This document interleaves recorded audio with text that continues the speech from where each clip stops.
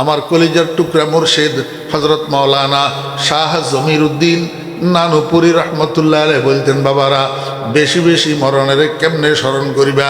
একটা পদ্ধতি হইল, রাত্রে যখন ঘুমাইতে যাইবা, ঘুম আসার আগে আগে রুমের বাতি নিবাইলা, দরজা বন্ধ করলা, হাত পাগুলারে সোজা করলা, এবার মনেরে বলো, ও মন, মনে কর এটা তোর রুম না, এটা তোর কবর, এটা তোর কবর।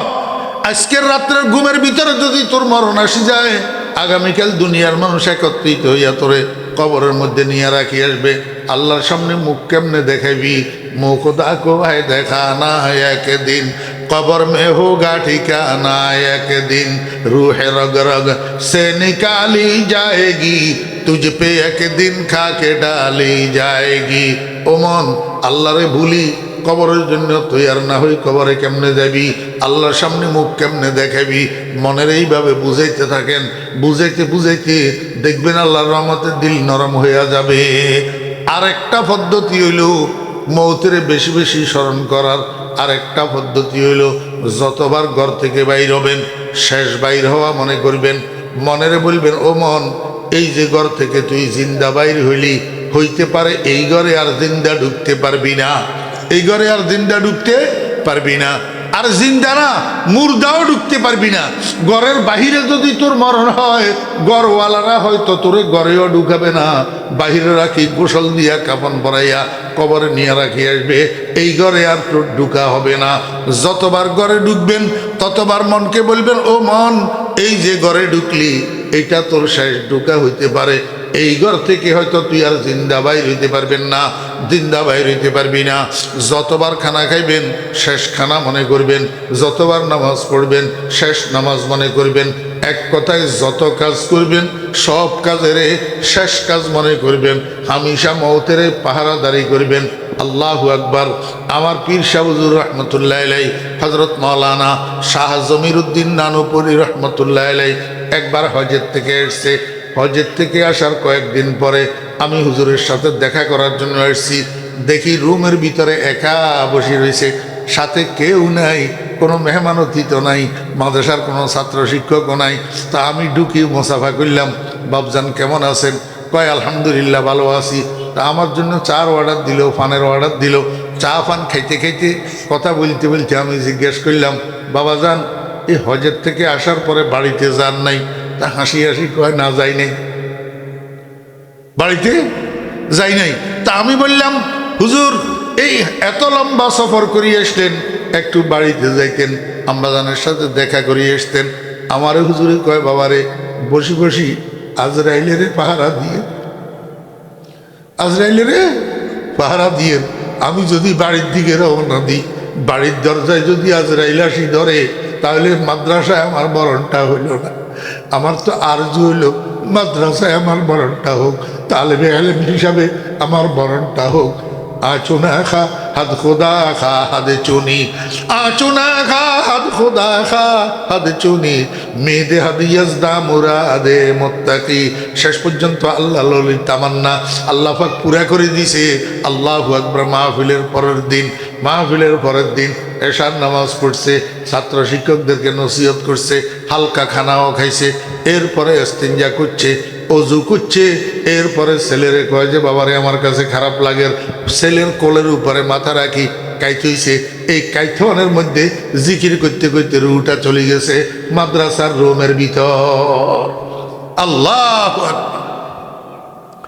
বেশি বেশি মরণের স্মরণ করবেন, কাসরাতু যিকরিল মাউত। আল্লাহর হাবিব জনাব রাসূলুল্লাহ সাল্লাল্লাহু আলাইহি ওয়াসাল্লামের ইরশাদ করেন, আকসিরু যিকরা হাযিমিল লাযযাতিল মাউত। বেশি বেশি মরণের স্মরণ করবেন। বেশি বেশি মরণের স্মরণ করার দ্বারা কলবের সাফাই হয়। চতুর্থ নম্বর যেই রোগটা কলবের কমন মেডিসিন, এটার নাম হলো জিয়ারাতুল কুবুর, কবর জিয়ারত করা। আল্লাহর হাবিব জনাব রাসূলুল্লাহ সাল্লাল্লাহু আলাইহি ওয়াসাল্লাম সাহাবীদেরকে বলেন, কুনতু নাহাইতুকুম আন জিয়ারাতিল কুবুর। আমি এক সময় তোমাদের ঈমান, আল্লাহু আকবার, প্রাথমিক পর্যায়ের ঈমান, তোমাদের দিল নরম, এই জন্য তোমাদেরকে কবর জিয়ারতের থেকে নিষেধ করছিলাম। তোমরা কোনো শিরিকে লিপ্ত হইয়া যাও কিনা এই ভয়ে। এখন আর সেই ভয় নাই। আলা ফাজুরুহা, এখন তোমরা কবর জিয়ারত করো। ফাইন্নাহা তুজাহিদুকুম আনিদ দুনিয়া ওয়া তুযাক্কিরুকুমুল আখিরা। কবরের জিয়ারত যত বেশি করিবা, দুনিয়াদারির থেকে, দুনিয়ার মাল দৌলতের থেকে দিল আস্তে আস্তে আলাগ হইতে থাকবে, আখিরাতের দিকে আস্তে আস্তে দিল দাবিত হইতে থাকবে। আমার ভাইরা, দোস্ত আহবাব, ও মুরব্বিয়ানে কেরাম, আমার যারা মুরব্বী আছেন, আমি আপনাদেরকে বলবো, শুক্রবার দিন ছেলে ফেলেরা যেগুলা পাশে আছে, কাছে আছে, যেটা ডুবাই গেছে এটার তো আপনি পাবেন না, বাড়িতে ঘরে ছেলে ফেলে যেগুলা আছে এগুলারা দেখবেন, বাবারা এদিকে আয়, চল একসাথে যাইয়া তোর দাদা দাদুর কবর জিয়ারত করি আসি। ছেলেদেরকে সাথে লইয়া দাদা দাদুর কবর জিয়ারত করে আসবেন, আপনার আব্বা আম্মার কবর জিয়ারত করে আসবেন। এটা যদিও তাদা ইলান নফল, কিন্তু তাদা ইলান নফল তার লিত্তালিম জায়েজ আছে, লিত্তালিম জায়েজ আছে। আল্লাহু আকবার। আমার ভাইরা, দোস্ত আহবাব, ছেলেদেরকে সাথে লইয়া আপনি সন্তান যত বছর আপনার বয়স হোক না কেন, 70 বছর বয়সে আপনি আপনার ছেলেদেরকে সাথে লইয়া শুক্রবার জুমার দিন মা বাপের কবরস্থানে যাবেন, মা বাপের কবর জিয়ারত করবেন। এখান থেকে আপনার ছেলেরা শিখবে। 2 দিন পরে আপনি মারা গেলে আপনার ছেলেরা শুক্রবার জুমার দিন আপনার কবরের কাছেও যাবে, আপনার কবর জিয়ারত করবে। আল্লাহর হাবিব বলেন, যেই সন্তান শুক্রবার জুমার দিন মা বাপের কবর জিয়ারত করে, কুতিবা বাররা, আল্লাহ পাকের দপ্তরের মধ্যে তার নাম নেক সন্তান হিসাবে লিখিত হয়। অমিয়া, বাদশার ডায়েরির মধ্যে একবার যদি কোনো মানুষ সৎ মানুষ হিসাবে লিপিবদ্ধ হয়, এই মানুষটার আল্লাহর দরবারে শাস্তি হয় না। অথচ আল্লাহ পাকের দপ্তরের মধ্যে একবার যদি নেককার হিসাবে নাম লিপিবদ্ধ হয়ে যায়, এই মানুষটা আর জাহান্নামে যাবে না। ক্বালা রাসূলুল্লাহ সাল্লাল্লাহু আলাইহি ওয়াসাল্লাম, আফজালুন নাসি মান যুকিরতু ইনদাহু ওয়া লাম ইউসাল্লি আলাইয়া, আবখালুন নাসি মান যুকিরতু ইনদাহু ওয়া লাম ইউসাল্লি আলাইয়া। নবীজি বলেন যে সবচেয়ে বড় বখিল, বড় কৃপণ, বড় কিপটা, বড় কঞ্জুস ওই মানুষটা যে যার কানের উপরে আমি নবীর নাম আলোচিত হয়, অথচ সে দরুদ শরীফ পড়ে না, অথচ সে দরুদ শরীফ পড়ে না। তার মতো কিপটা মানুষ, তার মতো কঞ্জুস মানুষ, বখিল মানুষ দুনিয়াতে আর নাই। আপনারা রসুল আকরাম সাল্লাল্লাহু আলাইহি ওয়াসাল্লামের নাম শুনি দরুদ কে পড়েন না, এটা কোন অভ্যাস? এটা কি নবী প্রেমের বহিঃপ্রকাশ? রসুল আকরাম সাল্লাল্লাহু আলাইহি ওয়াসাল্লামের মহব্বতের বহিঃপ্রকাশ? একবার দরুদ শরীফ পড়লে 10টা রহমত পাওয়া যায়, 10টা গুনাহ মাফ হয়, 10টা নেকি আমল নামার মধ্যে লিখিত হয়। আল্লাহ পাকের দরবারে 10টা মর্যাদার আসন তার জন্য সাব্যস্ত হয় একবার দরুদ শরীফ পড়লে।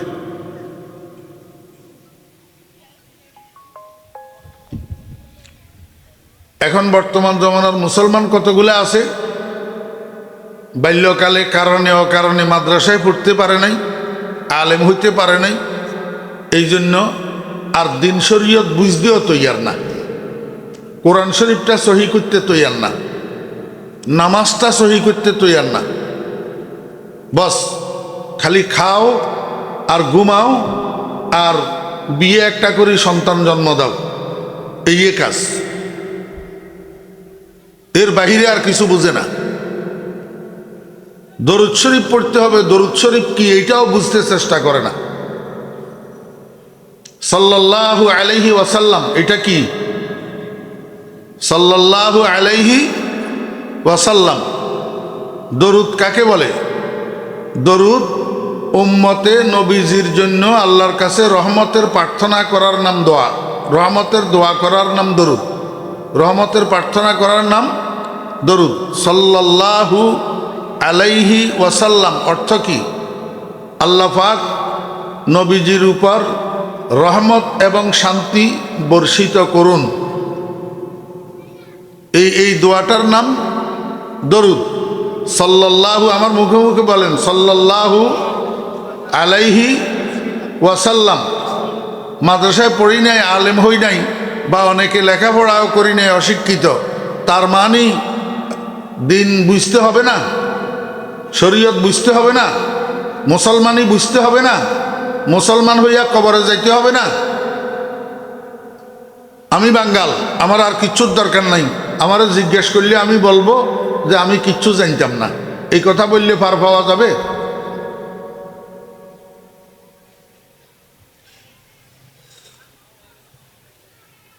বড় করি বলা জরুরি না, কিন্তু বড় করি বলবেন।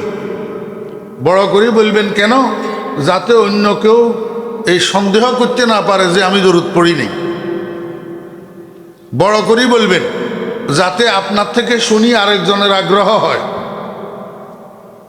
সাল্লাল্লাহু আলাইহি ওয়াসাল্লাম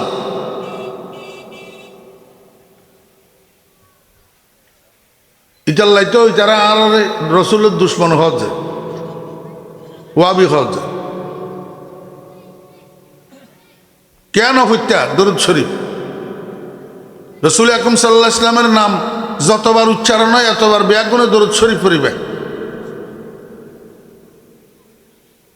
ডর করি পড়িবে।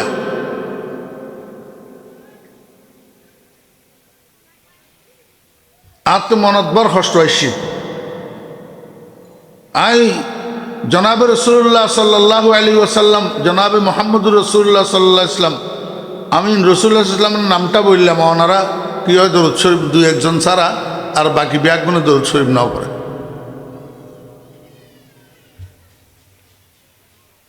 ওয়াজ এগিন কি হল্লাই? খালি ফুনি বেল্লাই না আমল করি বেল্লাই? হ্যাঁ, ইয়া তো ওয়াজের ময়দান এবার নষ্ট করি ফেলাইয়ে ওই ডাকাইয়া গুড়া গাড়া ফোয়া দুগুণ বক্তা হইয়ারে।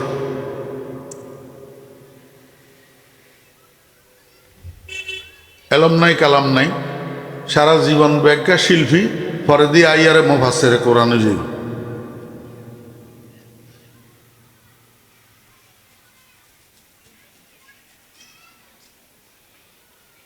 এখন তেলাওয়াতে কোরআনের বুতরও স্টাইল শুরু হয়ে যায়, কেরাতর বুতর। কেরাত সুন্দর করি বেললাই, কেরাতর জিনত বাড়াই বেললাই, আয়াতর মাঝখানে লফজর মাঝখানে নিঃশ্বাস ছাড়ি দিয়ন, ওয়াকফ করন, জায়জুতন হারাম। ইবা আল কোরআন আল মোররাউনের বুতর শামিল। রুব্বা কারিয়িন ইয়াকরাউল কোরআন ওয়াল কোরআনু ইয়ালআনুহু শামিল।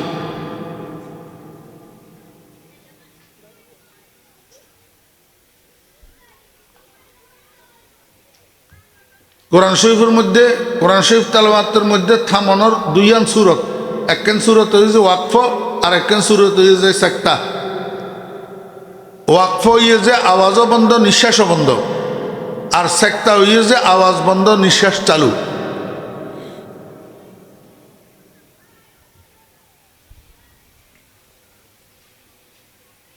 আল্লাহ পাক আররে বুঝি বেল্লাই আমল করি বেল্লাই তৌফিক দাও।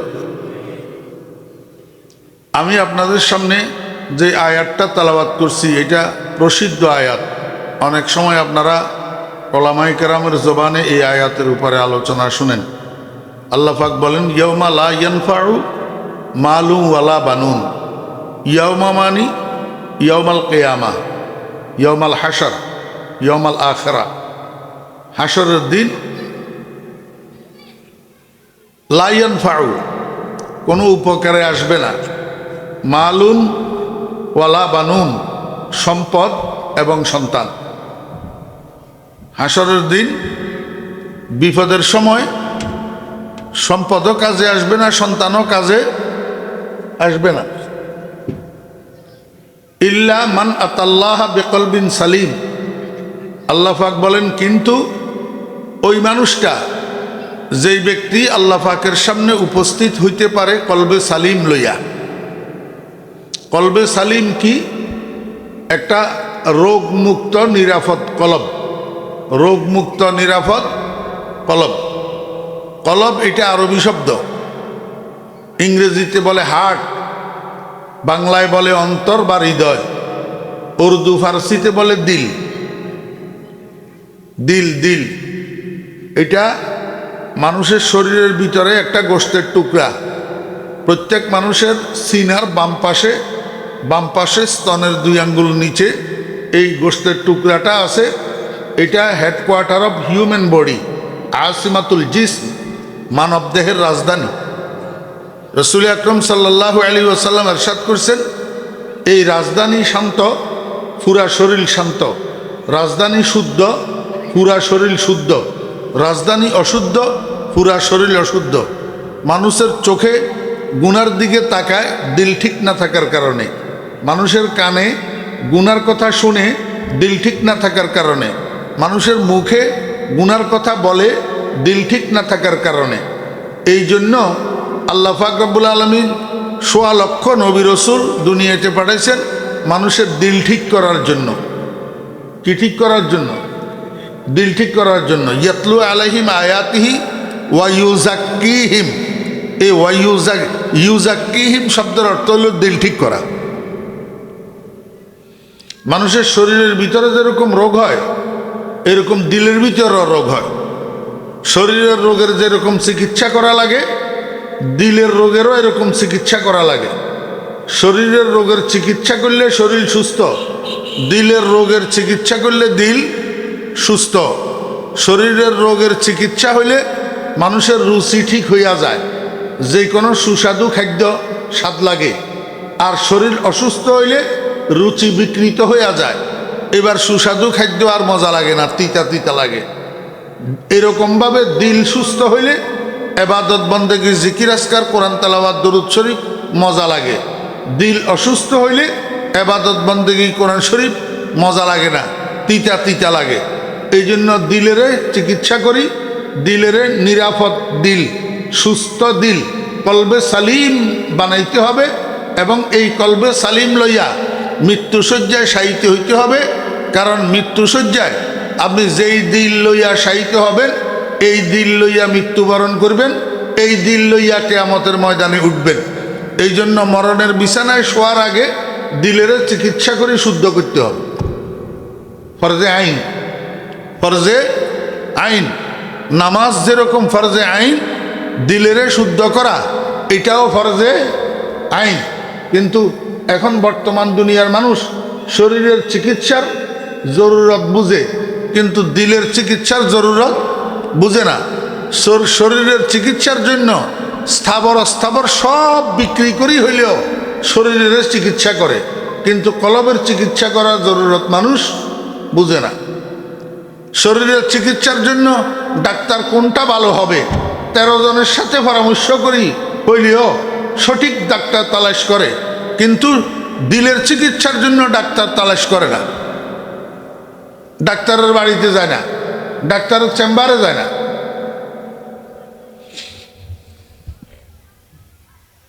চলেন আমরা একটু দিলের চিকিৎসার ব্যাপারে আজকে একটু আলোচনা করি। মানব দেহের মধ্যে যেই রোগগুলা হয়, এর মধ্যে কিছু কিছু রোগ আছে বড় বড় রোগ, আর কিছু কিছু রোগ আছে ছোট ছোট রোগ। ঠিক এরকমভাবে মানুষের দিলের ভিতরেও যেই রোগগুলা হয়, কিছু কিছু রোগ আছে বড় বড় রোগ, আর কিছু কিছু রোগ আছে ছোট ছোট রোগ। বড় বড় রোগ যেগুলা, সেগুলা একটা রোগের জন্য একটা মেডিসিন, আর ছোট ছোট রোগ যেগুলা, এগুলা একটা মেডিসিনে অনেকগুলা রোগের কাজ করে। মানুষের কলবের মধ্যে যেই বড় বড় রোগগুলা হয়, এই বড় বড় রোগগুলার 1 নম্বর রোগের নাম হলো তাকাব্বুর। 1 নম্বর রোগের নাম তাকাব্বুর, মানি অহংকার। তাকাব্বুর মানি অহংকার। নাই যে এমন মানুষ দুনিয়াতে আসেনি, শিক্ষিত অশিক্ষিত, সুন্দর গোরা, উচ্চ বংশ নিম্ন বংশ, ধনী গরিব, রাজা প্রজা, নেতা কর্মী, একেবারে লোয়ার লেভেল থেকে হায়ার লেভেল পর্যন্ত, সর্বনিম্ন লেভেল থেকে সর্বোচ্চ লেভেল পর্যন্ত সব মানুষের ভিতরে অহংকার আছে। সব মানুষের ভিতর অহংকার আছে। অথচ এই অহংকারটা মানুষের কলবের সবচেয়ে মারাত্মক, সবচেয়ে ঈমান বিনষ্টকারী, সবচেয়ে আমল বিনষ্টকারী এই মারাত্মক রোগের নাম হইল অহংকার। মারাত্মক রোগের নাম কি? অহংকার। এই অহংকারের কারণেই তো ইবলিসের গলায় কিয়ামত পর্যন্তর জন্য লাআনতের ঘণ্টা পড়ছে। কোন রোগের কারণে? অহংকারের কারণে। অহংকার কি? একেবারে সোজা কথায় বুঝেন, আমি বালা। কি আমি বালা? হেতে কি জানে? আমি সব জানি। সে কি বুঝে? আমি সব বুঝি। হেতে ব্যাক করে না, আমি জ্ঞানী, আমি বালা, আমি বালা। এ আমি আমি আমি এ আমি শব্দ ইয়া হইল অহংকার। আমি শব্দ এটা কি? অহংকার। আল্লাহ মাফ করেন। মানুষ যত অন্যায় করে, যত ভুল করে, এগুলারে আল্লাহ পাক ইচ্ছা করলে তাৎক্ষণিক মাফ করি দে, অথবা আল্লাহ পাক ইচ্ছা করলে কিয়ামতের দিনের জন্য রাখি দে। কিয়ামতের দিন ইচ্ছা করলে মাফ করে দিবেন, আর না হইলে অপরাধ অনুযায়ী শাস্তি দিবেন। অপরাধ অনুযায়ী শাস্তি দিবেন। কিন্তু অহংকার তার ব্যতিক্রম। অহংকারে আল্লাহ পাক ডিলে করে না, তাখির করে না, বিলম্বিত করে না। অহংকারীরে আল্লাহ পাক জায়গায় শিক্ষা দিয়ে দেয়। অহংকারীরে আল্লাহ পাক কি করে? জায়গায় শিক্ষা দিয়ে দেয়। অনেক ঘটনা আছে কিতাবের ভিতর, বিশেষ করে হাকিমুল উম্মত হযরত মাওলানা আশরাফ আলী থানভী রহমতুল্লাহ আলাইহি অনেক ঘটনা এই অহংকারের বিষয় লিখছেন, কিন্তু সময় হবে না এতগুলা কথা বলার। অহংকার বড় মারাত্মক জিনিস। আল্লাহু আকবার। 2 নম্বর রোগ, মানুষের কলবের মধ্যে বড় বড় যে রোগগুলা হয়, 2 নম্বর রোগের নাম হলো বখল, কৃপণতা, কঞ্জুসি। হ্যাঁ, কতগুলা মানুষ তো গরিব, ইচ্ছা করলেও দান সৎকা করতে পারে না। আর কতগুলা মানুষ ধনী, কিন্তু আল্লাহর রাস্তায় দান সৎকা করতে পারে না কৃপণতার কারণে, কিপটামির কারণে, কঞ্জুসির কারণে। এই কিপটামি এটা এক মারাত্মক রোগ মানুষের কলবের জন্য। 3 নম্বর রোগের নাম হ্যারস, লোভ, লোভ লালসা, দুনিয়ার লোভ লালসা। এটা একটা মারাত্মক রোগ। এই লোভ লালসার কারণে মানুষ হারাম হালাল বুঝে না, পাইলেই খালি পকেটে ঢুকায়। কার মাল, কার টাকা, কার জায়গা, কার সম্পদ, এটা বিচার করে না। হারাম না হালাল এটা বিচার করে না। কিসের কারণে? এই লোভ লালসার কারণে। দুনিয়ার লোভ লালসা যদি একটা মানুষের মধ্যে না থাকে, তাহলে এই মানুষটা কোনো সময় হারাম খাবে না, এই মানুষটা কোনো সময় হারাম রুজি করবে না, এই মানুষটা কোনো সময় হারাম আত্মসাৎ করবে না, এই মানুষটা কোনো সময় হারাম জুলুম করবে না। 4 নম্বর যেই রোগটা বড় রোগ মানুষের কলবের মধ্যে হয়, এইটার নাম হলো আদমে মোসাওয়াত। আদমে মোসাওয়াত, অসাম্যতা। আল্লাহু আকবার। এই রোগটা ধনীদের ভিতরে বেশি হয়, বড়দের ভিতরে বেশি হয়, ছোটদের মধ্যে এই রোগটা কম হয়। বড় মানুষ যারা, ধনী মানুষ যারা, ক্ষমতাশীল মানুষ যারা, উচ্চশিক্ষিত মানুষ যারা, এদের ভিতরে একটা বদভ্যাস তৈরি হয়। ছোট ছোট মানুষগুলাকে, নিম্ন শ্রেণীর মানুষগুলাকে দূর দূর দূর দূর ব্যবহার করে। হ্যাঁ, ছোট ছোট মানুষগুলার সাথে দুর্ব্যবহার করে, কটু ব্যবহার করে। যাবে না, যা গোলামের হুদ গোলাম, এরকম কথা বলে। এইটা হলো অসাম্যতার রোগ। তা আল্লাহ পাক রব্বুল আলামিন এই 4টা বড় রোগের জন্য 4টা মেডিসিন বানাইছেন। 4টা বড় রোগের জন্য 4টা মেডিসিন। 1 নম্বর বড় রোগ যেটা তাকাব্বুর, এটার মেডিসিন হইল 5 ওয়াক্ত নামাজ। 5 ওয়াক্ত নামাজ। আল্লাহু আকবার। আল্লাহ পাক রব্বুল আলামিন বলেন, বান্দা তুই তো মাথারে উঁচা করি, সিনারে ফুলাই, এমনে এমনে করি হাঁটস অহংকারের কারণে। তো একটা কাজ কর, এই অহংকারের চিকিৎসার জন্য দৈনিক 5 বার মসজিদে যা। দৈনিক 5 বার। এবার দাই তুমি বয়ান শুন, ডিস্টার্ব না করবে, নয়ুক সামনে জিবে আইয়েই বা ফাঁকে ফাঁকে বই যাবে। মনোযোগ আছে? জি। আল্লাহ পাক রব্বুল আলামিন বলেন, দৈনিক 5 বার মসজিদে যাবি, যাই এখানে হাত জোড় করি আমার সামনে আসামির মতো দাঁড়াইবি। এরপরে রুকুতে যাবি, এরপরে তোর এই সম্মানী কপাল এইটা যেটার দ্বারা দুনিয়ার মানুষের সামনে তোর পরিচয় ঘটে, এটারে নামাইতে নামাইতে নামাইতে নামাইতে একবারে সর্বনিচে নামাইবি, যার নিচে আর নিচ নাই। মাটি কোথায়? মাটির উপর এটারে রাখবি, মাটির উপরে কপালটারে রাখি। এবার তুই স্বীকৃতি দিবি সুবহানা রাব্বিয়াল আ'লা, সুবহানা রাব্বিয়াল আ'লা। আয় আল্লাহ, তুমি বড়, তোমার চেয়ে বড় আর কেউ নাই। অহংকার করার মতো কোনো যোগ্যতা আমার কাছে নাই। অহংকারের মালিক একমাত্র তুমি। সুবহানা রাব্বিয়াল আ'লা। আল্লাহ কয়, বান্দা এই সেজদা যত বেশি করবি, যত যত্ন সহকারে করবি, যত মনোযোগের সাথে করবি, আল্লাহু আকবার, সেজদা যত খুশু খুজুর সাথে করবি, তত বেশি তোর মধ্যে নম্রতা আসবে, ভদ্রতা আসবে, নমনীয়তা আসবে, সহনশীলতা আসবে। হ্যাঁ, সেজদা যত বেশি হবে, সেজদা যত সুন্দর হবে, অহংকারের রোগ তোর কলবের থেকে তত দূর হইতে থাকে। কথা বুঝছেন না বুঝেন নাই? এখন আমরা তো নামাজও পড়ি, আর কথায় কথায় আমাদের মুখের থেকে খালি অহংকার ঝরে, কথায় কথায় আমাদের কাজের থেকে খালি অহংকার প্রকাশ পায়। তাহলে বোঝা যায় সেজদা ঠিক হইতেছে না, সেজদা ঠিক হইতেছে না।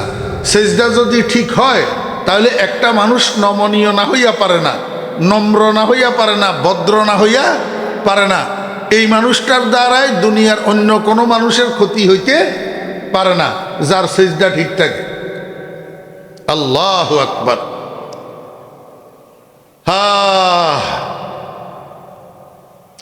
রোগ যত লম্বা, ওষুধও তত লম্বা।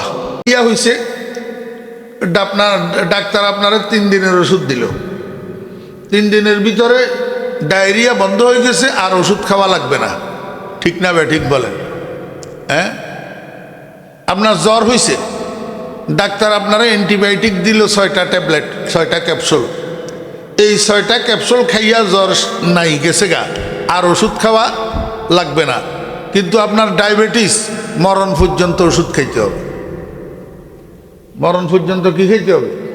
ওষুধ খাইতে হবে প্রতিনিয়ত। 2 বেলা ওষুধ খাওয়া বন্ধ করবেন, আবার 1 লাফে ডায়াবেটিস খালি ফেটে 20-22 হয়ে যাবো। কথা বুঝছেন? রোগ যত লম্বা, ওষুধ তত লম্বা। আল্লাহ পাক রব্বুল আলামিন বলেন, ও দুনিয়ার মানুষ, শয়তান আর নফস, এই 2 শত্রু তোর পিছনে লাগা আছে। মরণ পর্যন্ত খালি তোরে গুতাইব, তোরে অহংকারী বানানোর জন্য। কি বানানোর জন্য? অহংকারী বানানোর জন্য। কতদিন? মরণ পর্যন্ত। এই জন্য ওষুধ খাইতে হবে তোরে মরণ পর্যন্ত। এই 5 ওয়াক্ত নামাজ পড়তে হবে তোরে মরণ পর্যন্ত। সেজদা দিতে হবে তোরে মরণ পর্যন্ত। কোনো অবস্থায় যেন তোর থেকে, তোর মাওলার থেকে সম্পর্ক বিচ্যুত করতে না পারে শয়তানে। কথা বুঝছেন? এই জন্য ওষুধ সেবন করতে হবে কতদিন? মরণ পর্যন্ত। 5 ওয়াক্ত নামাজ, মাফ নাই, মাফ নাই, সুস্থ, কোনো রোগ নাই, কোনো ওজর নাই, তাহলে দাঁড়াই ফুটতে হবে। অসুস্থ, দাঁড়ানোর ক্ষমতা নাই, দাঁড়াইতে গেলে মাথা ঘুরায়, মাথায় চক্কর দে, কয় বসি পড়। কি পড়? আল্লাযীনা ইয়াযকুরুনাল্লাহা কিয়ামান ওয়া কুউদা ওয়া আলা জুনুবিহিম। বসিও যদি পড়তে না পারস, হঠাৎ করি তুই ঘুরি পড়ি গেছ, হ্যাঁ, তোর ছেলেরা অ্যাম্বুলেন্সে করি তোরে হসপিটালে নিয়ে ভর্তি করছে। এই হসপিটালের বেডে শোয়া, নাকের মধ্যে মাস্ক লাগানো, হাতের মধ্যে স্যালাইন লাগানো, কিন্তু মাগরিবের নামাজের আজান হইতেছে। আজান শুনি তুই বুঝতেছ যে এটা মাগরিবের আজান। কিসের আজান? যদি মাগরিবের আজান এই কথাটা বুঝার মতো হুঁশ তোর কাছে থাকে, তাহলে শুইয়া শুইয়া তোরে মাগরিবের নামাজ আদায় করতে হবে। কিরকম? শুইয়া শুইয়া। কেমনে? ও তোর ছেলেরে কবি, বাপরে আমারে একটা মাটির দলা আনি দে। মাটির দলা, এই মাটির দলা এটারে বুকের উপর রাখি, এমনি মাটির দলা এটার উপরে হাত দুটার এমনি মারবি, মারি, এবার এমনি একটু জারা দিবি, এবার মুখ এটারে এই দোনো হাত দিয়ে মশে করবি, এবার মাটির দলা এটার উপরে আরেকটা বাড়ি দিবি, এবার এমনি একটু জারি বাম হাত দিয়া ডাইন হাতটারে মশে করবি, ডাইন হাত দিয়া বাম হাতটারে মশে করবি। এই দোনোটা কাজ করার আগে নিয়ত করবি আমি পবিত্রতা অর্জন করতেছি। নিয়ত, আমি কি করতেছি? পবিত্রতা। এইটার নাম তায়াম্মুম। এই তায়াম্মুম করি যেমনে শোয়া আসত হসপিটালের বেডে বালিশের উপর, এমনে আল্লাহু আকবার, তাকবীরে তাহরিমা, সূরা ফাতিহা পড়, এরপরে ইন্না আতাইনা পড়, এরপরে মাথার থেকে বালিশের থেকে মাথারে একটু উপরের দিকে উঠাই আল্লাহু আকবার, সুবহান রাব্বিয়াল আযীম, সুবহান রাব্বিয়াল আযীম, সুবহান রাব্বিয়াল আযীম। আবার মাথারে বালিশের উপর রাখ, এবার আবার মাথার উপরের দিকে উঠে আগের থেকে একটু বেশি, আগের থেকে একটু বেশি উপরের দিকে উঠাই আল্লাহু আকবার, উপরের দিকে উঠাই সুবহান রাব্বিয়াল আ'লা, সুবহান রাব্বিয়াল আ'লা, সুবহান রাব্বিয়াল আ'লা, আল্লাহু আকবার, আল্লাহু আকবার, সুবহান রাব্বিয়াল আ'লা, সুবহান রাব্বিয়াল আ'লা, সুবহান রাব্বিয়াল আ'লা। এইভাবে শোয়া থাকি, ইশারায় রুকু করবি, ইশারায় সিজদা করবি, তারপরেও নামাজ মাপ নাই। আল্লাযীনা ইয়াযকুরুনা আল্লাহা কিয়ামান ওয়া কুউদা ওয়া আলা জুনুবিহিম। এখন তো মুসলমানের ছেলেরা হাসি কুদি নামাজ পড়ে না, হাসি কুদি নামাজ পড়ে না। আল্লাহু আকবার। এই নামাজ একটা মেডিসিন, বহুত বড় মেডিসিন। কলবের রোগের সবচেয়ে মারাত্মক রোগ যেটা অহংকারের রোগ। আল্লাহু আকবার। কোনো ধনীরে ধনের অহংকার করার অনুমতি দেয় নাই, কোনো ক্ষমতাশীলেরে ক্ষমতার অহংকার করার অনুমতি নাই, এলেমওয়ালার এলেমের অহংকারের অনুমতি নাই, আমলওয়ালার আমলের অহংকারের অনুমতি নাই। সময় কম তো মাগরিবের পরে, এই জন্য আমি সংক্ষেপে বলে দিতেছি। 2 নম্বর রোগ বখল, কৃপণতা। এই কৃপণতার জন্য আল্লাহ পাক আরেকটা মেডিসিন বানাইছেন, ওয়া ইতা ইজ জাকাহ, ওয়া ইতা ইজ জাকাহ। হ্যাঁ, তুমি জাকাত আদায় করো। জাকাত হইল এই কলবের রোগ বখল তথা কৃপণতার মেডিসিন। জাকাত 2 রকম। কয় রকম? একটা জাকাতে মফরুজা, আর একটা জাকাতে না ফেলা। জাকাতে মফরুজা ফরজ, জাকাতে মফরুজা ফরজ। এটা কারা দিবে? যারা নেশাবের মালিক হবে।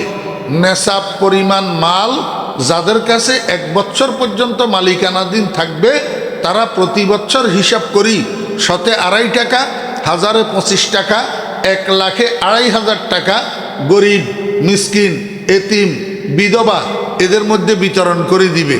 এটা হলো ফরজ জাকাত।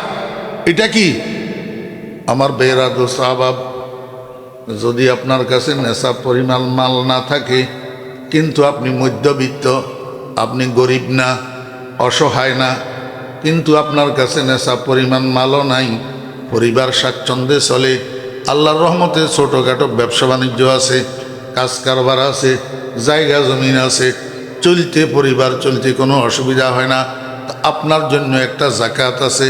সেই জাকাতটার নাম হলো সাদাকায়ে নাফিলা। আপনার দৈনন্দিন, মাসিক, বাৎসরিক যে রুজি, এই রুজির 10% গরিবদের মধ্যে দান সৎকা করবেন, মাদ্রাসা মসজিদে দান সৎকা করবেন। এটা হলো সৎকায়ে নাফিলা, নফল সৎকা। এইটা ধনীদের জন্য জাকাত যেরকম, আপনার জন্য এটা সেরকম। যত বেশি জাকাত আদায় করবেন, যত বেশি দান সৎকা করবেন, তত বেশি বখল তথা কৃপণতার রোগটা আপনার কলবের থেকে দূর হইতে থাকবে। আমার ভাইরা দোস্ত আহবাব, আরেকটা রোগ হইল লোভ লালসা, হেরস, যেটাকে আরবিতে বলে হেরস, লোভ লালসার রোগ। এই রোগটার জন্য আল্লাহ পাক একটা মেডিসিন বানাইছেন। এই মেডিসিনটার নাম হইল রোজা। এই মেডিসিনটার নাম কি? রোজা। রোজাও 2 রকম আছে, ফরজ রোজা আর নফল রোজা। ফরজ রোজা হইল রমজান মাসের রোজা। রমজানের মাস যখন আসে, পুরা মাসটা রমজানের রোজাগুলা যত্ন সহকারে, গুরুত্ব সহকারে আদায় করা। আর রমজান মাস চলে গেলে এবার যে সমস্ত নফল রোজাগুলো আছে আমার ভাইয়েরা, আশুরার রোজা, শবে বরাতের রোজা, আল্লাহু আকবার, জুমার দিনের রোজা, সোমবারের রোজা, এরকম নফল রোজা, আইয়ামে বীজের রোজা, প্রতি আরবি মাসের 13 তারিখ, 14 তারিখ, 15 তারিখ, এই 3 দিন আইয়ামে বীজের রোজা, এই নফল রোজা, এই রোজাগুলার এহতেমাম যে যত বেশি করবে তার দিলের থেকে দুনিয়ার লোভ লালসা উঠে যাবে। এই মানুষটা কোনো সময় হারাম লোকমা মুখে দিবে না, হারাম লোকমা মুখে দিবে না।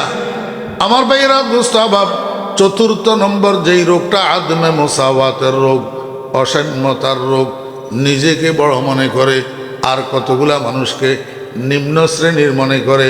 এই জন্য নিম্ন শ্রেণীর মানুষগুলাকে আল্লাহু আকবার খাটো চোখে দেখে, ছোট চোখে দেখে, তাদের সাথে দুরাচরণ করে।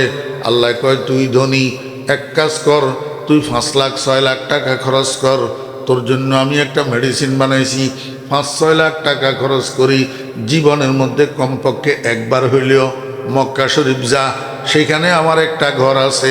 আল্লাহু আকবার, সাদা 2খানা কাপড় পরিধান করবি, এহরামের কাপড়, এই সাদা 2খানা কাপড় পরিধান করি। খবরদার কেউ সেখানে স্যুট কোট পরিধান করতে পারবে না, দামি শু জুতা পরিধান করতে পারবে না, মাথায় কোনো ক্যাপ লাগাইতে পারবে না। সারা দুনিয়ার থেকে আসা মানুষেরা এক পোশাক হইবা, এক রং হইবা, এক রং হইয়া কোনো রকমের ফন্ডিতি করতে পারবে না, কোনো রকমের চাপাবাজি করতে পারবে না।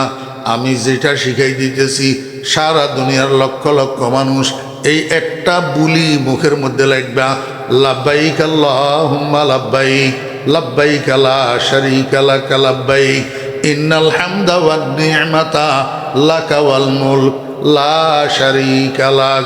আল্লাহু আকবার দোয়াইটা পড়ি, আমার কালো ঘর এটার চতুর্দিকে ঘুরো ঘুরো ঘুরো, যেখান থেকে শুরু করবা হজরে আসওয়াদ থেকে, আবার এখানে আসলে 1 চক্কর, এরকম 7 চক্করে এক তাওয়াফ হয়। তোমার হজের তাওয়াফ, উমরার তাওয়াফগুলার পরে বা মাঝে মাঝে যত বেশি পারো নফল তাওয়াফ করিবা, যত এই ঘর এইটার চতুর্দিকে ঘুরিবা, আস্তে আস্তে তোমার থেকে অসাম্যতার রোগ দূর হইয়া যাবে, আদমে মুসাওয়াতের রোগ দূর হইয়া যাবে। এই মেডিসিনটার নাম হলো হজ। এই মেডিসিনটার নাম কি? হজ। আমার ভাইয়েরা, দোস্ত আবাব, মনে রাখতে পারবেন কি না আল্লাহ জানে। মানুষের কলবের মধ্যে বড় বড় কয়টা রোগ হয়? 4টা। এই বড় বড় 4টা রোগের 4টা মেডিসিন আল্লাহ পাক আমাদেরকে এই মেডিসিনগুলা সেবন করি মৃত্যুর আগে আগে কলবকে রোগ মুক্ত নিরাপদ কলব বানানোর তৌফিক দান করেন। আমার ভাইয়েরা, দোস্ত আবাব, আর কতগুলা মেডিসিন আছে যেগুলা কমন মেডিসিন। এই মেডিসিনগুলা গোটা কোরআন হাদিসকে পর্যালোচনা করলে দেখা যায় যেই মেডিসিনগুলার দ্বারা কলবের চিকিৎসা হয়, যেই মেডিসিনগুলার দ্বারা কলবটা কলবে সালিম হয়, এও 4টা মেডিসিন। কয়টা মেডিসিন? 4টা মেডিসিন, কমন মেডিসিন। কলবের ছোট ছোট যত রোগ আছে সব রোগের চিকিৎসা করে এই 4টা মেডিসিন। 1 নম্বর মেডিসিনের নাম তেলাওয়াতে কোরআন। 1 নম্বর মেডিসিনের নাম কি? ক্বালা রাসূলুল্লাহ সাল্লাল্লাহু আলাইহি ওয়াসাল্লাম, ইন্না হাযিহিল কুলুবা তাসদাউ কামা ইয়াসদাউল হাদীদু ইযা আসাবাহুল মা। কিলা ওয়া মা জিলাউহা ইয়া রাসূলাল্লাহ? ক্বালা কাসরাতু যিকরিল মাউতি ওয়া তিলাওয়াতুল কোরআন ওয়া ফি রিওয়ায়াতিন ওয়া তিলাওয়াতিল কোরআন আও কামা ক্বালান নবিয়্যু আলাইহিস সালাতু ওয়াস সালাম। আমার ভাইরা, দোস্ত আবাব, কোরআন শরীফের তেলাওয়াত যত বেশি করা হয় তত বেশি কলবটা পরিষ্কার হয়, কলবটা আয়নার মতো হয়। আয়নার মতো? কিসের মতো হয়? একটা পরিষ্কার আয়নার সামনে, স্বচ্ছ আয়নার সামনে একজন মানুষ দাঁড়াইলে ওই মানুষটার চেহারা পরিষ্কার দেখা যায় আয়নার মধ্যে। আর আয়নার ভিতরে যদি ধুলাবালি থাকে, আয়নার ভিতরে যদি কোনো দাগ থাকে, আয়নার ভিতরে যদি কোনো স্পট থাকে, আয়নার মধ্যে তাকাইলে মনে হয় যেন দাগটা চেহারার ভিতর, আসলে চেহারার ভিতরে দাগ না, আয়নার ভিতরে দাগ। আর ধুলাবালি বেশি পড়ি যদি আয়নার স্বচ্ছতা দূর হইয়া যায় তখন তো চেহারাই দেখা যায় না। আবার একটা নেকড়া দিয়া একটা গামছা দিয়া আয়নাটারে মুছি দিলে আবার আয়নার স্বচ্ছতা যখন ফিরে আসে আয়নার সামনে আবার চেহারা দেখা যায়। আল্লাহ পাক রব্বুল আলামিন মানুষের কলবটাকে একটা আয়নার মতো বানাইছে, পরিষ্কার আয়নার মতো, কিন্তু মানুষ গুনাহ করি এই আয়নার স্বচ্ছতা নষ্ট করে ফেলে। আমার বেয়েরা, মানুষের কলবটা যখন আয়নার মতো স্বচ্ছ পরিচ্ছন্ন থাকে তখন এই কলব লইয়া মানুষ যখন সিজদায় যায় কলবের আয়নার মধ্যে আহকামুল হাকিমিন রব্বুল আলামিনের দিদার নসিব হয়। এই জন্য তো নামাজকে মেরাজুল মুমিনিন বলেন। এই জন্য ফটিয়ার হজরত মুফতি শাহ হুজুর রহমতুল্লাহ আলাইহি আমাদের দাদা পীর শেষ রাত্রে তাহাজ্জুদের নামাজ পড়ি বসে বসে কান্দে, মাল দৌলত কি হওয়াস দিল সে নিকাল, দিল কো পর আনোয়ার কর আয়জুল জালাল, দিল হো আয় না তেরি দীদার কা সর ঝুকা কর দেখে লো তেরা জামাল। এ আল্লাহ, আমার কলবের থেকে তুমি দুনিয়ার মহব্বত, দুনিয়ার মাল দৌলতের মহব্বতকে বাইর করে দাও। আমার কলবটাকে আল্লাহু আকবার তোমার নূরের দ্বারা আলোকিত করে দাও। আমার মহব্বতটা, আমার কলবটাকে একটা স্বচ্ছ পরিষ্কার আয়নার মতো করে দাও। আমি এই আয়নার মতো কলবটা লইয়া যখন সেজদায় যাব, আমার সেজদাটা যেন তোমার মেরাজে পরিণত হয়। কলবের আয়নার ভিতর সেজদার মধ্যে আমি যেন তোমারে দেখতে পাই। दिल हो आए ना तेरी दीदार का सर झुका कर देख लो तेरा जमाल। अल्लाह हाँ, एक नंबर मेडिसिन কয় না, এটা ভুলে গেছে। তিলাওয়াতে কোরআন এক নম্বর মেডিসিন কি? ও মুরব্বিয়ানে কেরাম, আমরা ছোট থাকতে দেখছি আমাদের বাপ চাচারা মসজিদের থেকে ফজরের নামাজ পড়িয়ে আসি, ঘরের সামনের দরজায় একটা বিছানা বিছাইয়া, একটা ফাটি বিছাইয়া অথবা একটা চেয়ারের উপরে বসি অল্প হইলেও কিছু কোরআন তেলাওয়াত করতেন। আব্বার দেখা দেখা এইবার মায়ে তেলাওয়াত করতেন, ভাই বোনেরা ছেলে মেয়েরা তেলাওয়াত করতেন। ঘরের মধ্যে তেলাওয়াতে কোরআনের একটা পরিবেশ ছিল।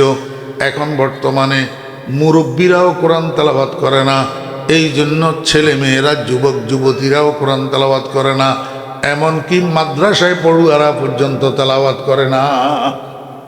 তেলাওয়াতের পরিবেশটা নষ্ট হয়ে গেছে, পরিবেশটা এখন আর নাই।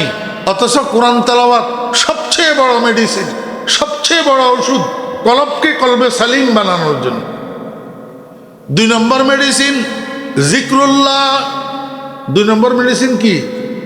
আল্লাহর হাবিব জনাব রাসূলুল্লাহ সাল্লাল্লাহু আলাইহি ওয়াসাল্লাম বলেন, লিকুল্লি শাইইন সাকালাতুন ওয়া সাকালাতুল কুলুবি যিকরুল্লাহ আও কামা ক্বালা নবী আলাইহিস সালাতু ওয়াস সালাম।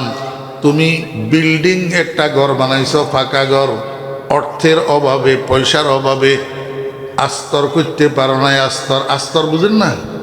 হ্যাঁ, অর্থের অভাবে আস্তর করতে পারো নাই। ভিতরের সাইড আস্তর করি ঘরে ঢুকে গেছো, বসবাস করা শুরু করছো, কিন্তু বাইরের সাইড আস্তর করতে পারো নাই পয়সার অভাবে। এইভাবে করতে করতে 1-2 বছর চলে গেছে। এখন আল্লাহর রহমতে 1-2 বছর পরে ছেলে একটা বিদেশ গেছে, সেখান থেকে মোটামুটি টাকা পয়সা পাঠাইতেছে। এখন তোমার খেয়াল হয়েছে তুমি বাইরের সাইডটা একটু আস্তর করবা, কিন্তু 2 বছর সময় যে বিলম্বিত হয়েছে, এর মধ্যে বাইরের সাইডে গাঁথনির মধ্যে কি পড়ে গেছে? শ্যাওলা। কি পড়ছে? শ্যাওলা পড়ে গেছে। আমাকে আপনি বলেন, এই শ্যাওলার উপরে যদি আপনি আস্তর করেন, আস্তর এগুলা থাকবে। আগে কি করতে হবে? শ্যাওলা পরিষ্কার করতে হবে। তো কেমনে শ্যাওলা পরিষ্কার করবেন? ওই হার্ডওয়্যারের দোকানে তারের ব্রাশ কতগুলা পাওয়া যায়। কিসের ব্রাশ? তারের ব্রাশ। বালতি একটার মধ্যে 1 বালতি পানি দেন, আল্লাহু আকবার। ওই দেওয়ালের একটু জায়গার মধ্যে একটু পানি মারেন, পানি মারি এবার তারের ব্রাশ এটা দিয়ে ঘষা মারেন, দেখবেন আস্তে আস্তে পানি মারবেন, আর আস্তে আস্তে ঘষবেন, আস্তে আস্তে শ্যাওলাগুলা দূর হইয়া যাবে, একবারে ধুইয়া পরিষ্কার হইয়া যাবে। এইবার জায়গাটা শুকাইলে এটার উপরে আস্তর করেন, আল্লাহর রহমতে 100 বছরেও আস্তর কিচ্ছু হবে না।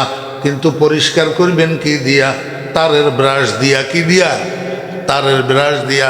সাথে পানি লাগবে। সাথে কি লাগবে? পানি লাগবে।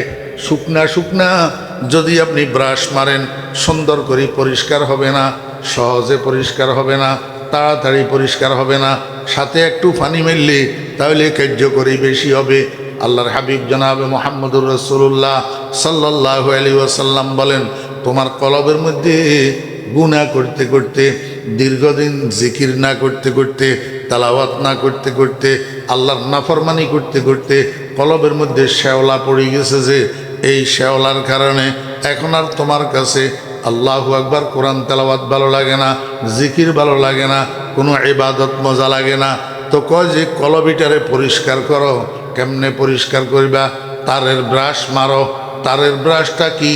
লা ইলাহা ইল্লাল্লাহ, লা ইলাহা ইল্লাল্লাহ, লা ইলাহা ইল্লাল্লাহ। এখন তারের ব্রাশ যে মারিবা, সাথে একটু পানি লাগবো নি। পানিটা কি? পানি হইল দিলের ভিতরে আল্লাহর মহাব্বত, দিলের ভিতরে আল্লাহর। আমার ভাইরা দোস্ত আহবাব, শেষ রাত্রে উঠি তাহাজ্জুদের নামাজের পরে মুখেরে এবং দিলেরে এক বানাইয়া আল্লাহর মহাব্বত অন্তরের মধ্যে লইয়া, আল্লাহর মহাব্বত অন্তরের মধ্যে লইয়া 2 4 10 বার 15 বার 20 বার লা ইলাহা ইল্লাল্লাহ, লা ইলাহা ইল্লাল্লাহ করি। দেখেন না, শুধু কলব পরিষ্কার হবে যে তা নয়, আলোকিত হইয়া যাবে। আল্লাহু আকবার। একটা মোমবাতির মধ্যে আগুন লাগাই দিলে মোমবাতিটা যেরকম গলিয়া টপ টপ টপ টপ ফোটা ফোটা পড়ে, এরকমভাবে আল্লাহর মহাব্বত দিলের ভিতরে লইয়া লা ইলাহা ইল্লাল্লাহ 2 4 10 20 বার যখন করবেন, দেখবেন আপনার দিলের হালত পরিবর্তন হইয়া যাবে। আপনার মনে হবে যেন কলবের মধ্যে কিসের আগুন লাগি গেছে। এই আগুন প্রতিফলিত হবে, প্রকাশিত হবে আপনার চোখে দিয়া, বৃষ্টির পানির মতো জর্জর করি চোখের পানি পড়তে থাকবে। ইশক কি মজরাব সে নগমায়ে তারে হায়াত, ইশক কি।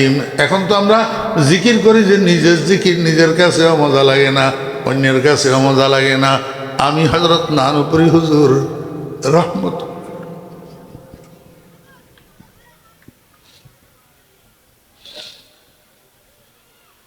আল্লাহর বান্দাদেরকে দেখছিলাম, আল্লাহ দেখাইছে।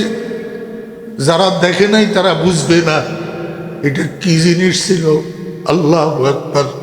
সৈয়দি ওয়া সনদি ওয়া উস্তাদি শাইখুল মাশায়েখ, শাইখুল আরব ওয়াল আজম, হযরত মাওলানা শাহ সুলতান আহমদ নানুপুরি রহমতুল্লাহ আলাইহি।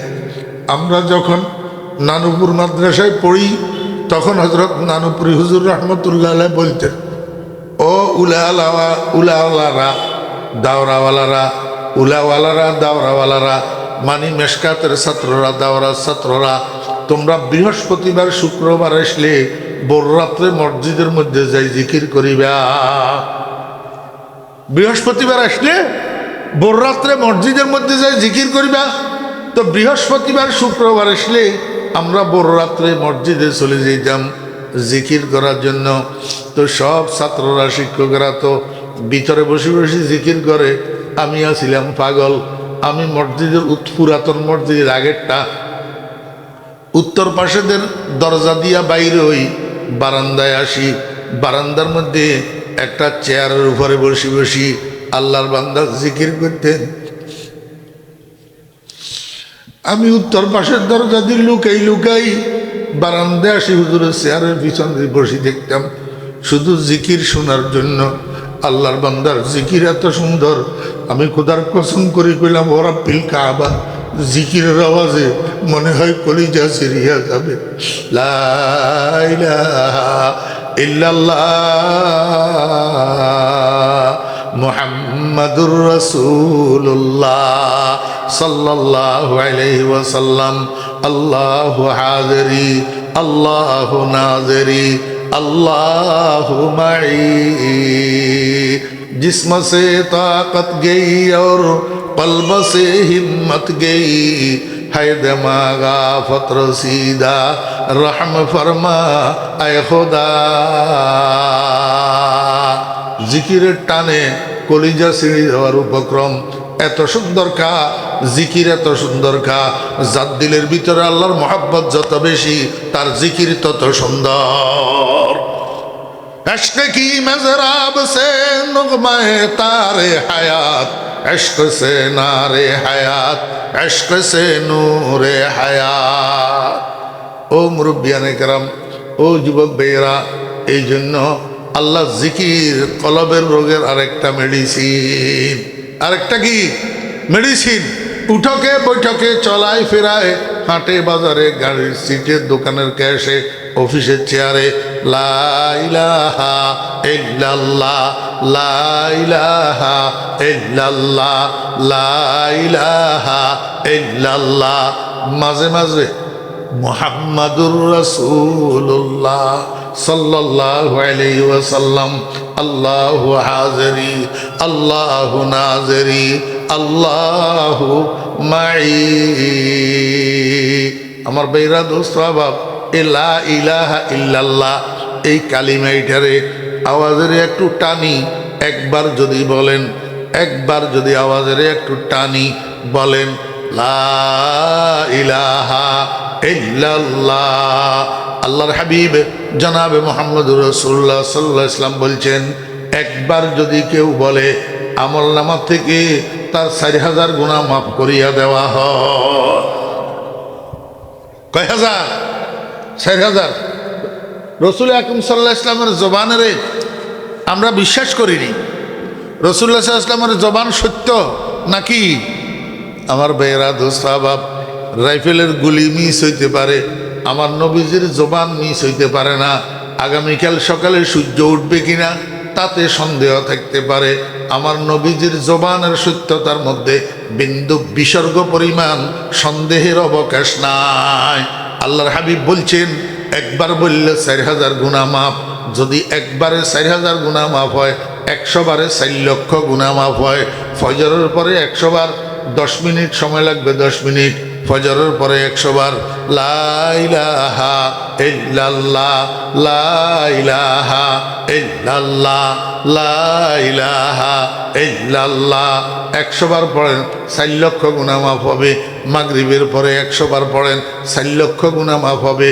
একটা মানুষ মৃত্যু পর্যন্ত যদি এই আমলটা করে, প্রতিদিন যদি 8 লক্ষ গুনাহ মাফ হইয়া যায়, তাহলে মৃত্যু শয্যায় শায়িত হওয়ার সময় আমল নামায় আর গুনাহ থাকেনি। আজকে আবি চুনি বাজারেরা, আজকে আবি চুনি বাজারেরা, কে বায়ক গোল মিখরি গুলজারেরা। আল্লাহ পাক আমাদেরকে বেশি বেশি করে জিকির করার তৌফিক দান করেন। আমি হযরত নানুপুরি হুজুর রহমতুল্লাহ আলাইহির কাছে শুনছি, যদি কোনো মানুষ জিকির করতে করতে মারা যায়, জিকির করতে করতে মারা যায়, তো এই মানুষটার রুহু বলে ইন্তেকালের পরে আল্লাহর আরশের নিচে যাইয়া সিজদা দে। একই সিজদায় কিয়ামতের দিন উঠবে, আর মাঝখানে সিজদার থেকে উঠবে না। मरते दम में औलिया का हाल होता पुरसुरूर, मरते दम में औलिया का हाल होता पुरसुरूर, लेके हाल जाकिर रब्बुल उला कुछ और है, लेके हाल जाकिर रब्बुल उला कुछ और है। আল্লাহ পাক আমাদেরকে বেশি বেশি করি আল্লাহ জিকির করি, কলবের সাফাই করার তৌফিক দান করেন। আল্লাহু আকবার। আরেকটা জিকির আছে আরো সংক্ষেপ, হ্যাঁ, ইসমে জাতের জিকির। ইসমে জাত, ইসমে জাত আল্লাহ পাকের জাতি নাম। আল্লাহ পাকের কি? আল্লাহ পাকের মোট 100টা নাম। قال রাসূলুল্লাহ সাল্লাল্লাহু আলাইহি ওয়াসাল্লাম, ইন্না লিল্লাহি মিআতা ইসমিন। আল্লাহ পাকের 100টা নাম আছে, তার মধ্যে একটা হইল জাতি নাম আল্লাহ, আর বাকি 99টা আল্লাহ পাকের সিফতি নাম, গুণবাচক নাম। একটা জাতি নাম আল্লাহ। এই আল্লাহ শব্দ এটা মুখে উচ্চারণ করা ইবাদত। আল্লাহ শব্দ এটা মুখে উচ্চারণ করা কি ইবাদত। এই জন্য উঠকে বৈঠকে চলায় ফেরায় অদুস্থ অন্যরা শোনার দরকার কি, মানুষের শোনানির দরকার কি, মানুষের আমারে কি করবে, মানুষে আমারে ফুলের মালা দিল, যদি আল্লাহ মাপ না করে লাভ কি, মানুষে আমারে আহলান সাহলান করলো, নারায় তকবীর দিল, যদি আল্লাহ মাপ না করে লাভ কি। অদুস্থ এগুলার তো দরকার নাই, দরকার হইল আল্লাহ পাকের গোলাম বানার। দরকার হইল কিসের? আল্লাহ পাকের গোলাম বানার। এই আল্লাহ পাকের গোলাম বানার জন্য কি করবেন?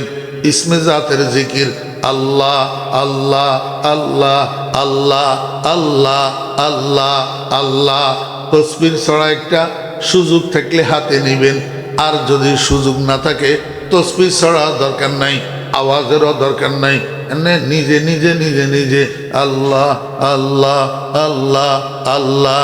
পাশে দাঁড়ান পাশে আয় আহলে খেরদ তাতুরাই কাফেলা মঞ্জিল বরত। 24 ঘন্টা ইবাদত লেখা হবে। 24 ঘন্টা কি লেখা হবে? ইবাদত লেখা হবে। প্রত্যেক নিঃশ্বাসে নিঃশ্বাসে আল্লাহ আল্লাহ আল্লাহ আল্লাহ আল্লাহ আল্লাহ করলে প্রত্যেক নিঃশ্বাসে নিঃশ্বাসে ইবাদত লেখা হবে, আল্লাহ জিকির। আমার বেহরা দোস্ত আবাব, 3 নম্বর কলবের কমন মেডিসিন, যেটা কলবের সব রোগ দূর করে, ইচ্ছা করে, এইটা হলো কাসরাতু যিকরিল মাউত। কাসরাতু যিকরিল মাউত, বেশি বেশি মৃত্যুকে স্মরণ করা, সদা সর্বদা মৃত্যুকে স্মরণে রাখা। আল্লাহু আকবার। আমার কলিজার টুকরা মুর্শিদ হযরত মাওলানা শাহ জমির উদ্দিন নানুপুরি রহমতুল্লাহ আলাইহি বলতেন, বাবারা বেশি বেশি মরণের কেমনে স্মরণ করিবা? একটা পদ্ধতি হইল, রাত্রে যখন ঘুমাইতে যাইবা, ঘুম আসার আগে আগে রুমের বাতি নিবাইলা, দরজা বন্ধ করলা, হাত পাগুলারে সোজা করলা, এইবার মনেরে বলো, ও মন, মনে কর এটা তোর রুম না, এটা তোর কবর, এটা তোর কবর। আজকের রাত্রের ঘুমের ভিতরে যদি তোর মরণ আসি যায়, আগামীকাল দুনিয়ার মানুষ একত্রিত হইয়া তোরে কবরের মধ্যে নিয়ে রাখি আসবে। আল্লাহর সামনে মুখ কেমনে দেখাবি? মুখ খোদা ভাই দেখা না একদিন, কবর মে হোগা ঠিকানা একদিন, রুহে রগ রগ সে নিকালি যায়গি, তুঝ পে একদিন খাকে ডালি যায়গি। ও মন, আল্লাহরে ভুলি কবরের জন্য তৈয়ার না হই, কবরে কেমনে যাবি? আল্লাহর সামনে মুখ কেমনে দেখাবি? মনের এইভাবে বুঝাইতে থাকেন, বুঝাইতে বুঝাইতে দেখবেন আল্লাহর রহমতে দিল নরম হইয়া যাবে। আর একটা পদ্ধতি হইল মৌতের বেশি বেশি স্মরণ করার। আর একটা পদ্ধতি হইল, যতবার ঘর থেকে বাইর হবেন, শেষ বাইর হওয়া মনে করবেন, মনেরে বলবেন, ও মন, এই যে ঘর থেকে তুই জিন্দা বাইর হইলি, হইতে পারে এই ঘরে আর জিন্দা ঢুকতে পারবি না, এই ঘরে আর জিন্দা ঢুকতে পারবি না, আর জিন্দা না মুর্দাও ঢুকতে পারবি না। ঘরের বাহিরে যদি তোর মরণ হয়, ঘরওয়ালারা হয়তো তোরে ঘরেও ঢুকাবে না, বাহিরে রাখি গোসল দিয়া কাপড় পরাইয়া কবরে নিয়ে রাখি আসবে, এই ঘরে আর তোর ঢুকা হবে না। যতবার ঘরে ঢুকবেন ততবার মনকে বলবেন, ও মন, এই যে ঘরে ঢুকলি এইটা তোর শেষ ঢুকা হইতে পারে, এই ঘর থেকে হয়তো তুই আর জিন্দা বাইর হইতে পারবেন না, জিন্দা বাইর হইতে পারবি না। যতবার খানা খাইবেন শেষ খানা মনে করবেন, যতবার নামাজ পড়বেন শেষ নামাজ মনে করবেন। এক কথায় যত কাজ করবেন সব কাজের শেষ কাজ মনে করবেন, হামেশা মওতের পাহারাদারি করবেন। আল্লাহু আকবার। আমার পীর শাহ হুজুর রহমতুল্লাহ আলাইহি হযরত মাওলানা শাহ জমির উদ্দিন নানুপুরি রহমতুল্লাহ আলাইহি একবার হজের থেকে এসছে। হজের থেকে আসার কয়েকদিন পরে আমি হুজুরের সাথে দেখা করার জন্য এসেছি। দেখি রুমের ভিতরে একা বসে রয়েছে, সাথে কেউ নাই, কোনো মেহমান অতিথি নাই, মাদ্রাসার কোনো ছাত্র শিক্ষকও নাই। তা আমি ঢুকি মোসাফা করলাম, বাবজান কেমন আছেন? কয় আলহামদুলিল্লাহ ভালো আছি। তা আমার জন্য চার অর্ডার দিল, পানের অর্ডার দিল। চা পান খাইতে খাইতে কথা বলতে বলতে আমি জিজ্ঞেস করলাম, বাবাজান এই হজের থেকে আসার পরে বাড়িতে যান নাই? তা হাসি হাসি কয়, না যাই নাই, বাড়িতে যাই নাই। তা আমি বললাম, হুজুর এই এত লম্বা সফর করিয়ে আসলেন, একটু বাড়িতে যাইতেন, আম্মাজানের সাথে দেখা করিয়ে আসতেন। আমারে হুজুরে কয়, বাবারে বসি বসি আজরাইলের পাহারা দিয়ে, আজরাইলের পাহারা দিয়ে আমি যদি বাড়ির দিকে রওনা দিই, বাড়ির দরজায় যদি আজরাইল আসি ধরে, তাহলে মাদ্রাসায় আমার মরণটা হইল না। আমার তো আরজু হইল মাদ্রাসায় আমার মরণটা হোক, তালেবে আলেম হিসাবে আমার মরণটা হোক। আচুনা খা হাত খোদা খা হাদে চুনি, আচুনা খা হাত খোদা খা হাদে চুনি, মেয়েদে হাদ ইয়াজদা মুরাদে মুত্তাকি। শেষ পর্যন্ত আল্লাহ ললিত তামান্না আল্লাহ পাক পুরা করে দিছে। আল্লাহু আকবার। মাহফিলের পরের দিন এশার নামাজ পড়ছে, ছাত্র শিক্ষকদেরকে নসিহত করছে, হালকা খানাও খাইছে, এরপরে ইস্তিনজা করছে, অজু করছে। এরপরে ছেলেরে কয় যে বাবারে আমার কাছে খারাপ লাগে, ছেলের কোলের উপরে মাথা রাখি কাইতেছে। এই কাইথনের মধ্যে জিকির করতে করতে রুটা চলে গেছে মাদ্রাসার রুমের ভিতর। আল্লাহ বেশি বেশি মরণের স্মরণ করবেন। কাসরাতু জিক্রিল মউত। আল্লাহর হাবিব জনাব রাসূলুল্লাহ সাল্লাল্লাহু আলাইহি ওয়াসাল্লামের ইরশাদ করেন, আকসিরু যিকরা হাযিমিল লাযযাতিল মউত। বেশি বেশি মরণের স্মরণ করবেন। বেশি বেশি মরণের স্মরণ করার দ্বারা কলবের সাফাই হয়। চতুর্থ নম্বর যেই রোগটা কলবের কমন মেডিসিন, এটার নাম হলো জিয়ারাতুল কুবুর, কবর জিয়ারত করা। আল্লাহর হাবিব জনাব রাসূলুল্লাহ সাল্লাল্লাহু আলাইহি ওয়াসাল্লাম সাহাবীদেরকে বলেন, কুনতু নাহাইতুকুম আন জিয়ারাতিল কুবুর। আমি এক সময় তোমাদের ঈমান, আল্লাহু আকবার, প্রাথমিক পর্যায়ের ঈমান, তোমাদের দিল নরম, এই জন্য তোমাদেরকে কবর জিয়ারতের থেকে নিষেধ করছিলাম। তোমরা কোনো শিরিকে লিপ্ত হইয়া যাও কিনা এই ভয়ে। এখন আর সেই ভয় নাই। আলা ফাজুরুহা, এখন তোমরা কবর জিয়ারত করো। ফাইন্নাহা তুজাহিদুকুম আনিদ দুনিয়া ওয়া তুযাক্কিরুকুমুল আখিরা। কবরের জিয়ারত যত বেশি করিবা, দুনিয়াদারির থেকে, দুনিয়ার মাল দৌলতের থেকে দিল আস্তে আস্তে আলাগ হইতে থাকবে, আখিরাতের দিকে আস্তে আস্তে দিল দাবিত হইতে থাকবে। আমার ভাইরা, দোস্ত আহবাব ও মুরব্বিয়ানে কেরাম, আমার যারা মুরব্বী আছেন, আমি আপনাদেরকে বলবো, শুক্রবার দিন ছেলে ফেলেরা যেগুলা পাশে আছে, কাছে আছে, যেটা ডুবাই গেছে গা এটার তো আপনি পাবেন না। বাড়িতে ঘরে ছেলে ফেলে যেগুলা আছে, এগুলারা দেখবেন, বাবারা এদিকে আয়, চল একসাথে যাইয়া তোর দাদা দাদুর কবর জিয়ারত করি আসি। ছেলেদেরকে সাথে লইয়া দাদা দাদুর কবর জিয়ারত করে আসবেন, আপনার আব্বা আম্মার কবর জিয়ারত করে আসবেন। এটা যদিও তাদা ইলান নফল, কিন্তু তাদা ইলান নফল তার লিত্তালিম জায়েজ আছে, লিত্তালিম জায়েজ আছে। আল্লাহু আকবার। আমার ভাইরা, দোস্ত আহবাব, ছেলেদেরকে সাথে লইয়া আপনি সন্তান যত বছর আপনার বয়স হোক না কেন, 70 বছর বয়সে আপনি আপনার ছেলেদেরকে সাথে লইয়া শুক্রবার জুমার দিন মা বাপের কবরস্থানে যাবেন, মা বাপের কবর জিয়ারত করবেন। এখান থেকে আপনার ছেলেরা শিখবে।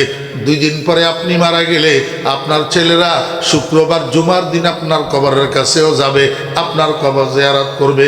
আল্লাহর হাবিব বলেন, যেই সন্তান শুক্রবার জুমার দিন মা বাপের কবর জিয়ারত করে, কুতিবা বাররা, আল্লাহ পাকের দপ্তরের মধ্যে তার নাম নেক সন্তান হিসাবে লিখিত হয়। অমিয়া, বাদশার ডায়েরির মধ্যে একবার যদি কোনো মানুষ সৎ মানুষ হিসাবে লিপিবদ্ধ হয়, এই জাহান্নামীটার আল্লাহর দরবারে শাস্তি হয় না। অথচ আল্লাহ পাকের দপ্তরের মধ্যে একবার যদি নেককার হিসাবে নাম লিপিবদ্ধ হয়ে যায়, এই মানুষটা আর জাহান্নামে যাবে না। এই জন্য কবর জিয়ারত করবেন। কেমনে জিয়ারত করবেন আমি আপনাদেরকে একটু শিখাই দিই। প্রথমে মা বাপের কবরস্থানে যাইয়া, কবরের পাশে যাইয়া কিচ্ছু পড়বেন না, এমনি কিছুক্ষণ দাঁড়াই থাকবেন, কবরের দিকে তাকাই দাঁড়াই থাকবেন। মনে রেখবেন, ও মন, এই যে তোর মহাব্বতের আব্বা, তোর মহাব্বতের আম্মা মাত্র তোর সামনে 2.5 হাত মাটির নিচে শুইয়া রয়েছে, একটু খোঁজ খবরও তো নিতে পারতেছ না, সুখে আছে না দুঃখে আছে।